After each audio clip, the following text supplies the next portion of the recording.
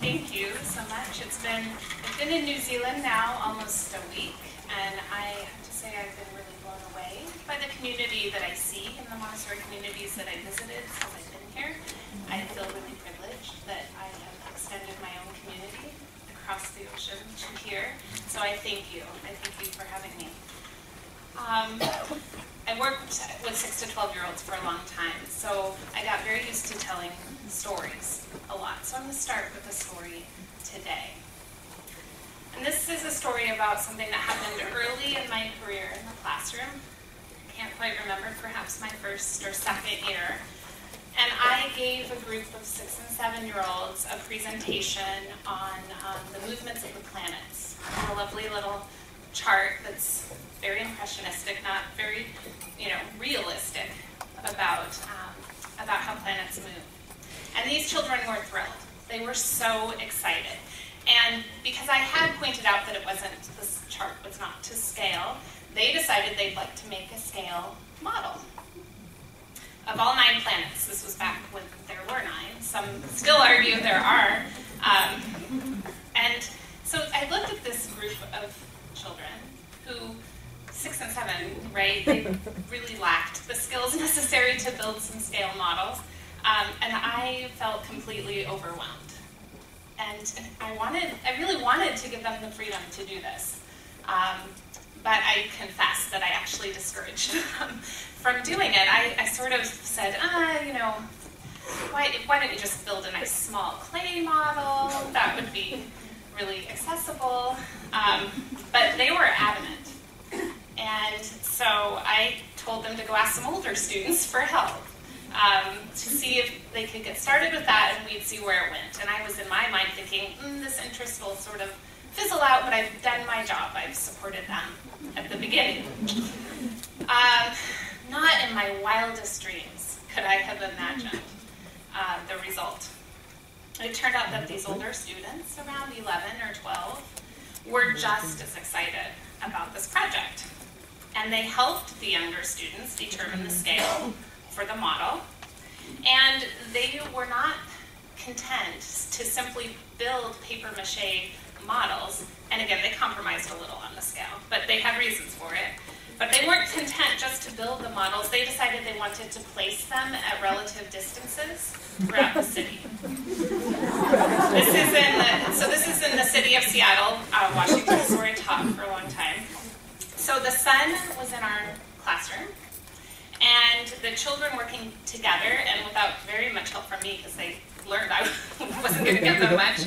It wasn't very encouraging. They realized that the classroom wasn't going to fit this model, and so comparing their scale to a map of the city, they called various businesses in our community, miles and miles apart, to hold different planets. And then we spent a day visiting all these different planets throughout the city. As you can imagine, the number of people involved in this project grew. I mean, to not just our school community, our classroom, but other classrooms, the parents, the greater community of the city. Many, many children were involved. Everyone was excited about it. What a community we had at that school. One that could accomplish and support such great work, even when the adult, me, said, maybe we shouldn't try this. All ages of children working together on a project incredibly large in scope, beyond my imagination. And it depended on the greater community's participation. And it could easily have failed, and did in small ways throughout the process. But all of these children were willing to take that risk and to work together. This was a strong community that really supported the natural characteristics of these children in the second plane of development. So we as humans are communal by nature, aren't we? Early humans learned that living in groups and working together allowed a greater chance of survival. This certainly has remained the case for most of human history. But beyond the obvious physical survival benefit, community has long held an even greater value for humans. some pretty incredible gifts. Gifts that set us apart from other animals. The ability to love, to reason, the use of the hand. And living in community has allowed these gifts to flourish. I'd like you to think about yourself, your family, your neighborhood, the community you have at work and at home. How has that community impacted you? When that community is strong, you feel safe, respected, loved. When times that community has not been strong, you haven't felt safe, right? In that safe and comfortable community, you will take risks. But it's really challenging to do that in a community that's not supporting you, in a community that isn't strong. This is true for our children as well. Fortunately, in a Montessori environment, we can support the development of a strong community. This is particularly important. I mean, I'm partial to the 6 to 12-year-olds. And I want to talk a little bit about these 6 to 12-year-olds now, their characteristics, so that we can really think about how community is important to these characteristics that are at their height at this age. So who is this second plane child? So the absorbent mind of the first plane is gone, or definitely fading. These children have the power of reason and the capacity, a greater capacity for rational thought. They need to know the underlying reasons and causes of things, not just factual information.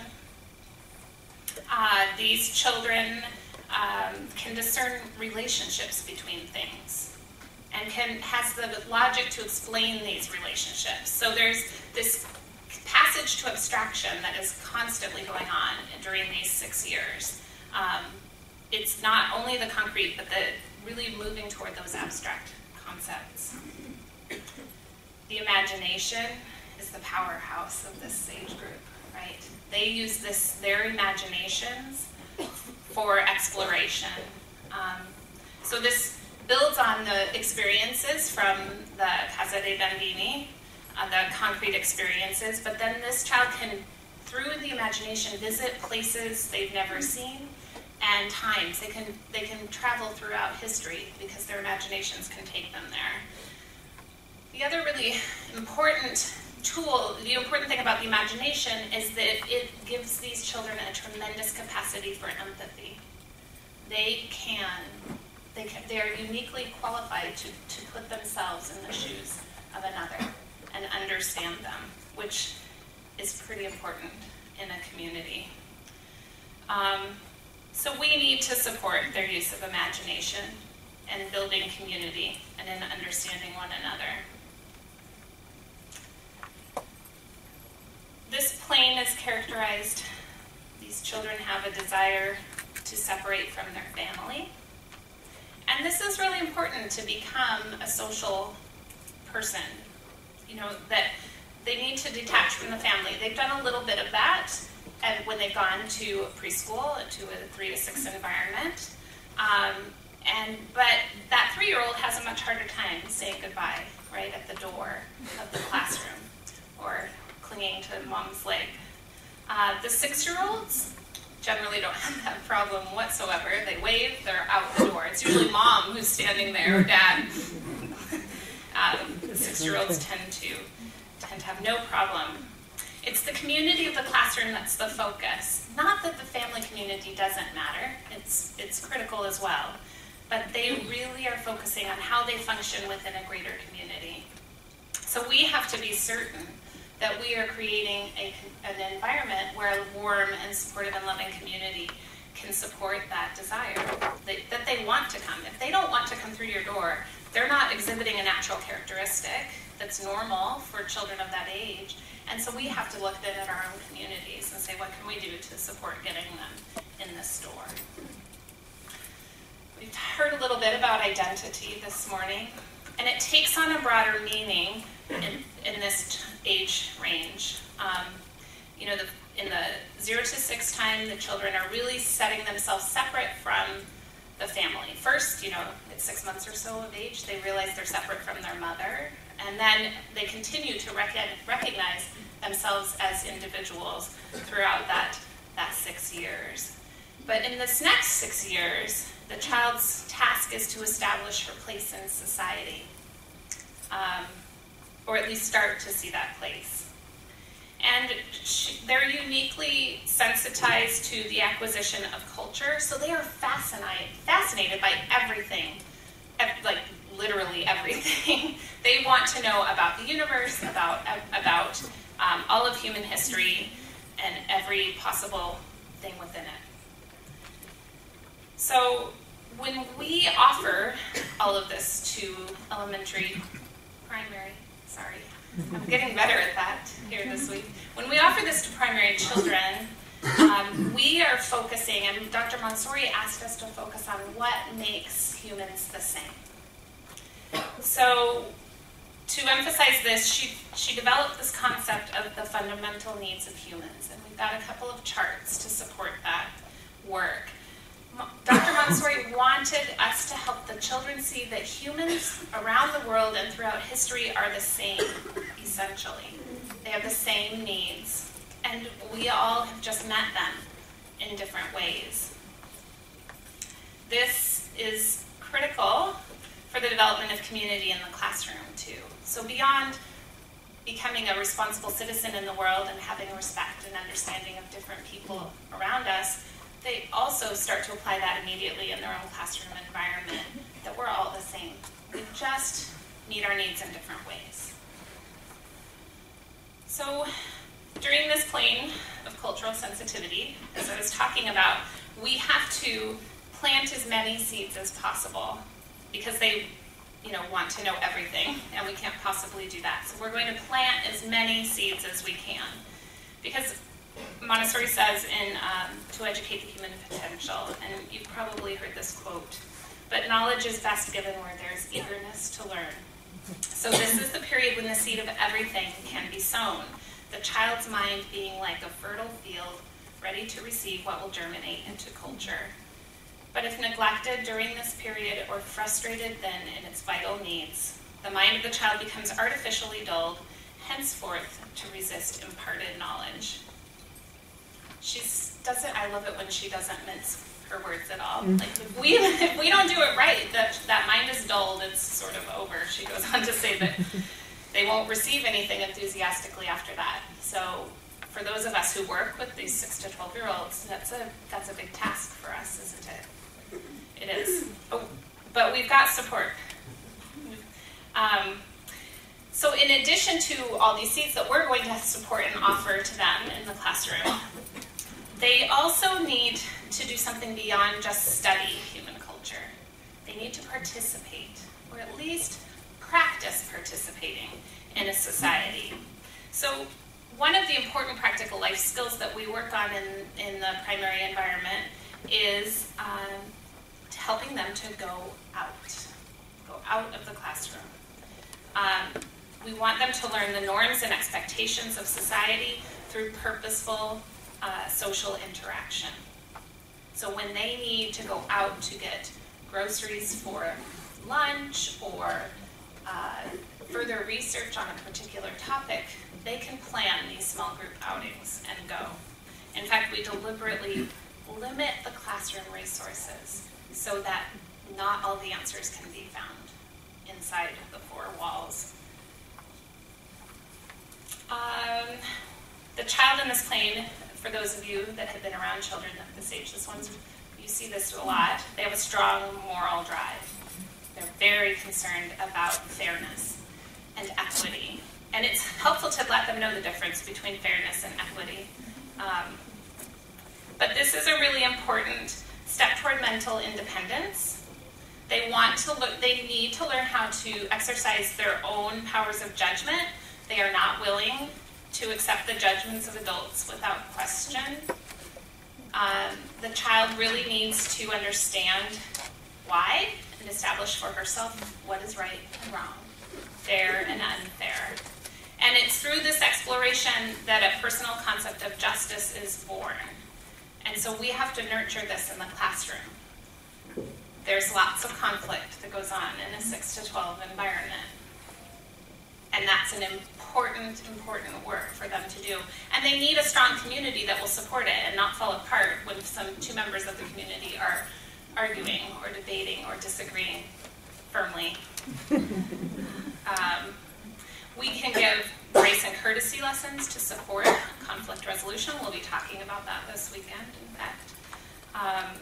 And we have to help them see the values that we have set in our own community, in our own classroom community. So we want to be respectful of the values of their home community as well, but then we as a community of 30 or so that are sitting together for 6 or so hours a day, what are our values and how can we take all these 30 different people and agree on certain values and work on them together.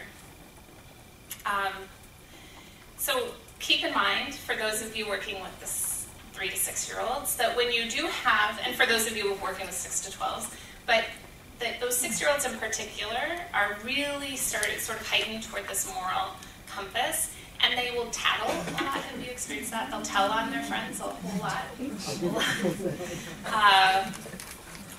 They're checking in with a trusted adult to make sure they understand the boundaries of their community. So-and-so's climbing the tree. And I just recently got my 3 to 6 diploma, so I was doing my practice teaching, and one of these 6-year-olds came over and, Joey's climbing the tree. And the teachers looked at me, and they'd already told me, he tattles all the time. And I said, hang on, and I said, well, yeah, he's climbing the tree. What do you think of that? That's not okay. That's against our rules here at the playground. Oh, okay, you're right, it is against our rules. What do you want to do about it? I'm going to go tell him it's against our rules. You do that. If you need any help, let me know. Off he goes, tells the child gets down. He didn't want that child to get in trouble. It feels like it when you're hearing that all the time. But they're really just trying to get a clear sense of, is this right? Because he's climbing, and we've said it's a rule, but you're not necessarily doing anything about it, and is it right? What's going on? They just wanted that affirmation. That's part of how we play a huge role in forming our culture, is being there to validate those things and being as consistent. Like, hopefully I would have seen that tree climbing sooner and stopped it, but being really consistent with those things. So I encourage you not to see that as a problem in the community, but as a need for your community to have those values more clearly defined, or that a child just really needs to be reassured about them. Another big characteristic that we encounter in children of this age is a group instinct, instincto gregario. They operate, children of this age, within limited, spontaneously formed social groups. And again, at the end of the 3 to 6 environment, don't you see that? I hear from teachers of that age group kind of like, I can't get them to stop being together all the time. And that's because they are changing, they're growing, they're developing, they're older. Clubs and cliques can form. Again, if you've got a strong community, those don't become a negative thing. They might create their own language within their little group. And it's through these group dynamics that children create little communities that are micro-societies with all its parts. They have leaders, not always the same, and people that play the other roles. They establish rules. Recess becomes a lot of this time when they're playing after lunch, where rules of games, in fact, they might only discuss the rules of the game for most of recess and not actually play. This really is important for them to have the opportunity to do, to be able to take different roles within groups, to practice and try these on, see which ones fit best. They allow children opportunity to personally explore and experiment with the elements that make up a properly functioning community. So this is really important for them to have a lot of time to do this. It's a natural characteristic that Montessori observed in them, and we have to offer them opportunity for all of this. So when you feel like your whole day was conflict resolution, and they didn't even play at recess, they just argued about rules, you can remind yourself, But write that down as a lesson you've given, because they're important things too. In this age group, we've got the hero worship is really heightened. Children adore heroes, known and unknown. We tell a lot of stories about unknown heroes in our work. They really appreciate those, sometimes even more, the ordinary humans that we don't even know who they were that contributed to the society we have now. The child at this age has a pretty undying affection for the adults in her realm, at least certainly in those first 3 years. It's almost frightening how much they adore you. I mean, you could almost do anything. The older ones, they start seeing you a little more clearly. But the child doesn't ever forget the adults at this time of their life, and especially in a Montessori environment. It's amazing to me how many I'm still in contact with, and they're in their 20s, even from my first class. So we as adults who work with children at this age really have to be sure that we're worthy of admiration. No pressure there on you. Whatever you do outside of your classroom, within your classroom, you're worthy, very worthy of admiration. And children of this age really love the older children in their own environment, or thank goodness for the older children in that story I told. They really value them as well. There's hero worship even within the classroom that way. Can you see how that impacts community too? Because wow, you can feel like a really strong community member when you've got 4 or 6-year-olds that adore you, right? I mean, that's a responsibility that a 10-year-old can take on and love. They have a reason to be a strong member of community. In the elementary, children do some repetition, but it's through sort of elaboration and variety.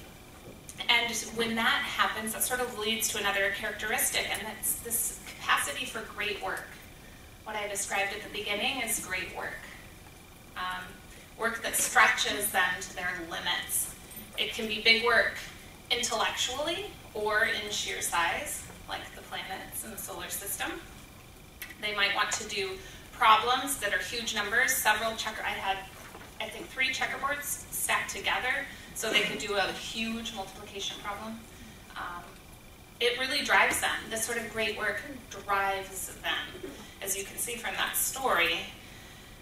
But in order to ensure that all children feel able to choose this sort of work, they must have a community that supports this level of work. If those older children had refused, I'm not working with you babies, or if I had assigned work for them to do after the lesson, I would never have thought to assign that. Never. Or if I had stopped the work, which I was, frankly tempted to do, that great work wouldn't have happened. But the community supported that work and made it possible. So we have to keep that in mind, that for great work to happen, and for that we have to have a strong community, and we have to trust in them, and that means no assignments and supporting them even when it seems overwhelming. So we see when these children are moving, all of you that work with 3 to 6-year-olds see when they're moving into this next plane of development. They start asking questions about things, and they really want to know how and why, and you don't have the answer, and they keep asking more and more, and you maybe assign them something else or send them away, right?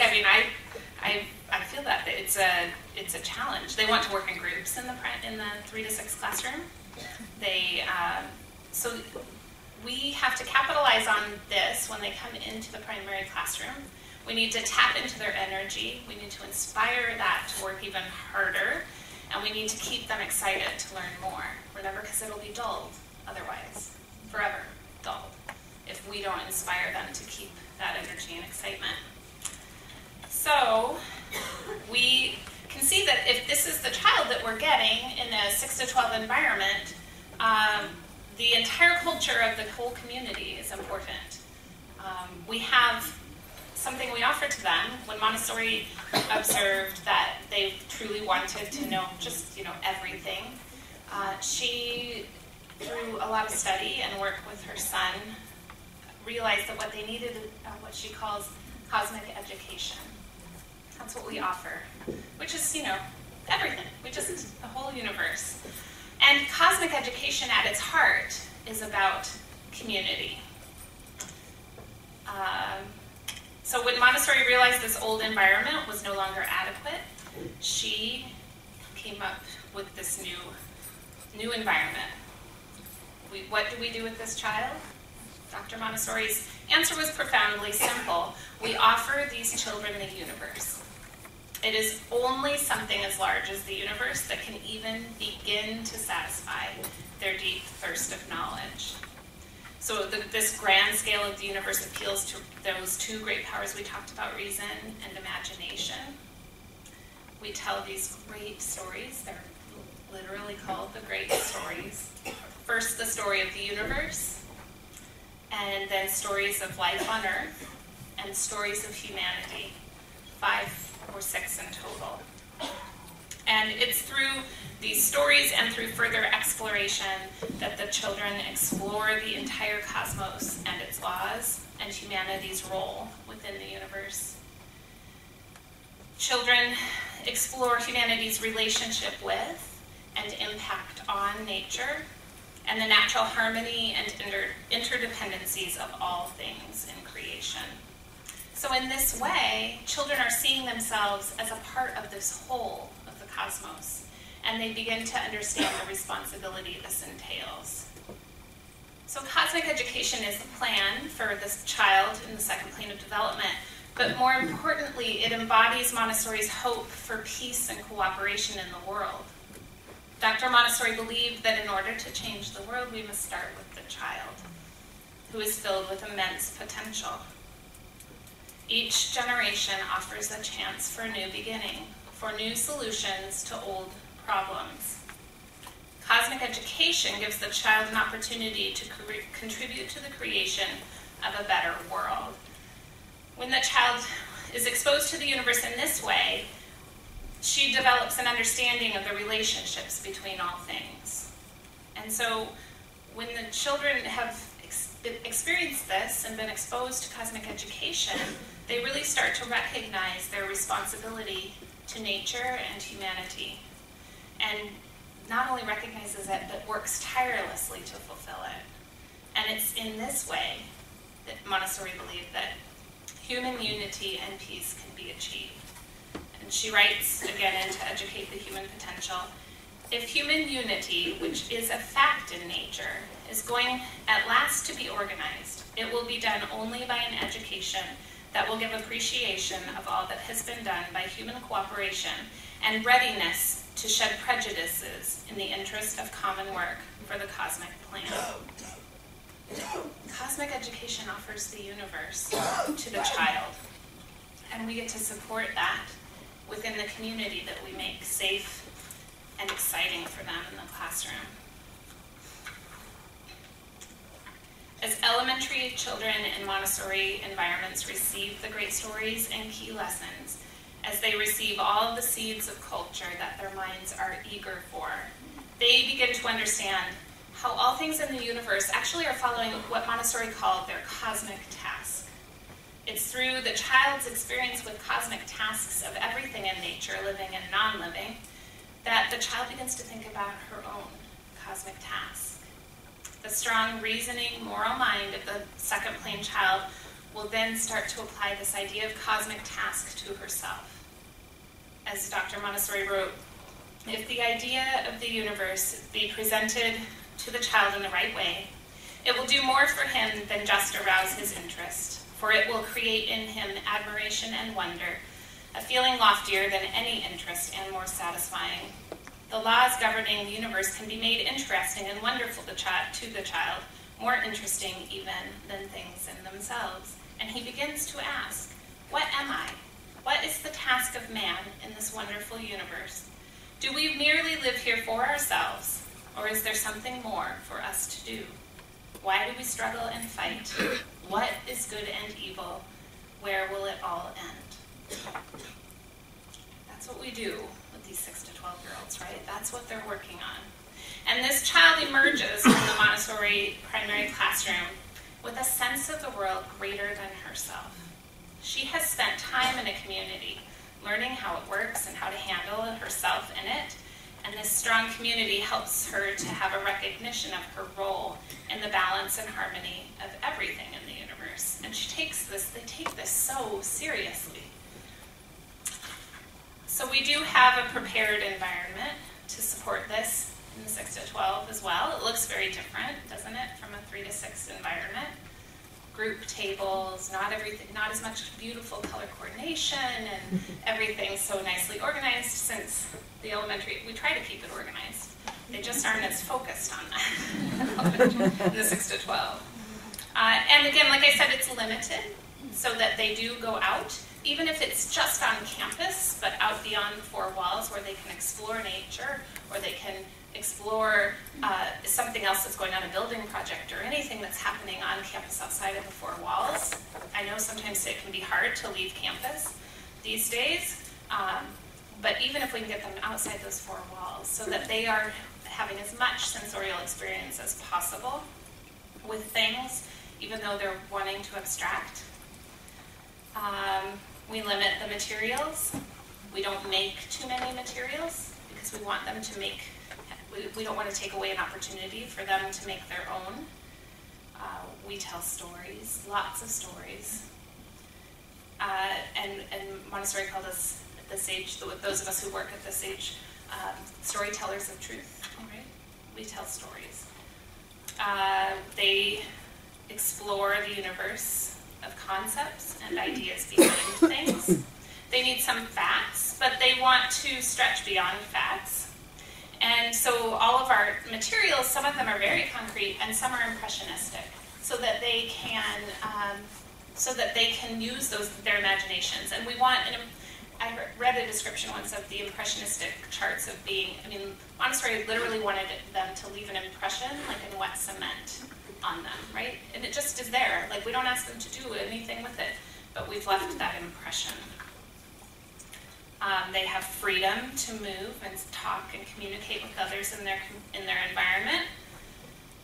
And it's a safe place for learning and offers the essential keys, and then also inspires them to go out and learn more about society.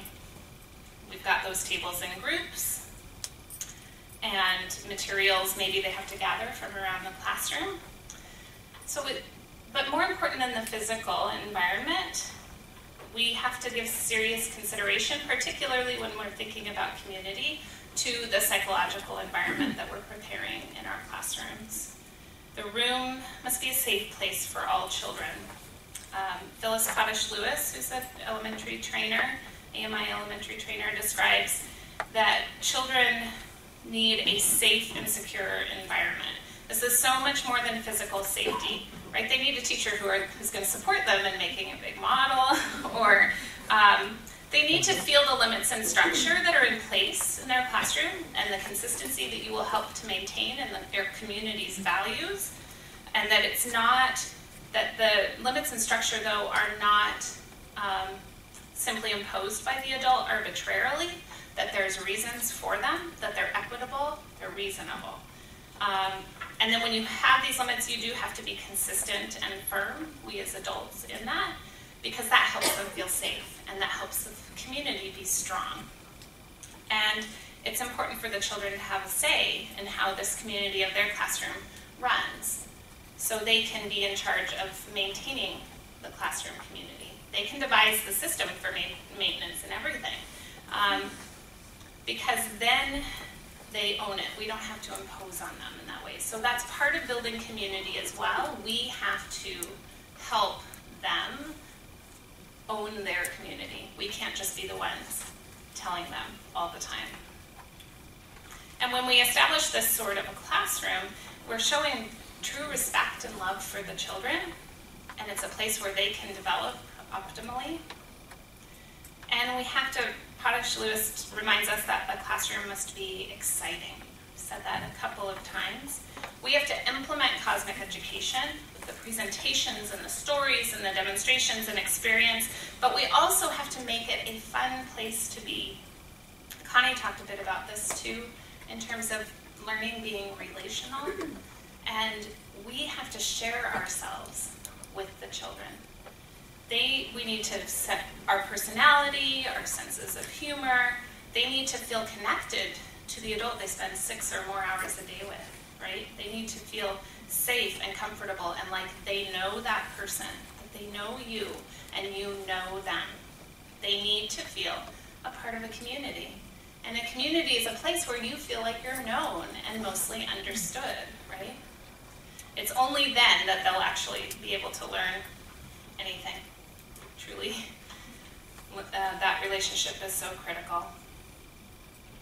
A study done at California State University in 2006 on the efficacy of community building at the elementary level concluded that when students feel they belong, they are more likely to participate in class, give input, and encourage others.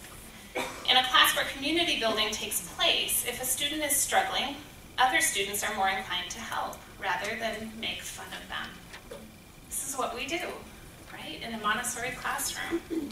Community building activities take place every day through the way that we implement cosmic education, through the culture that we nurture amongst the children in our classroom.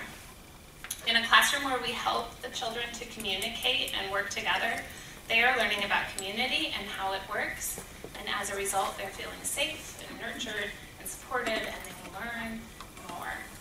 So the elementary child, the primary child, is ripe for this sort of community building experience. They benefit from this strong community in their classrooms, as we have discussed, but they also have a great deal to contribute to a broader society as a result.